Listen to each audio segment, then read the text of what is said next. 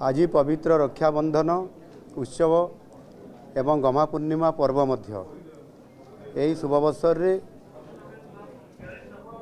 समस्त भौणी माननकु मो तरफ शुभेच्छा एवं अभिनंदन जनाऊँगी एवं समानंकु सुरक्षा केमिति मिलिबो सेतिपाई मध्य आज मु ये पवित्र रक्षाबंधन उत्सव रे प्रतिश्रुति दौची समाने समस्ते भलरे रहिबे सुखरे रहिबे सुरक्षारे रहिबे आ समस्त ओडिशार भौणी मानकु सेतिपाई मध्य मु सुभद्रा योजना रे समानंकर सुरक्षा एवं समानंकर उन्नति पाई मध्य योजना करिछि समानंकर उत्तरोत्तर कामना करूछि।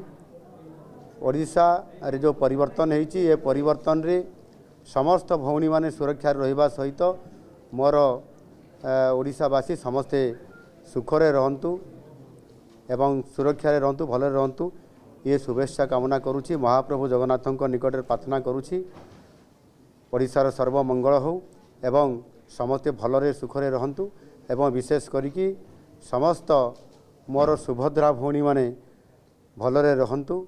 बहुत बहुत धन्यवाद।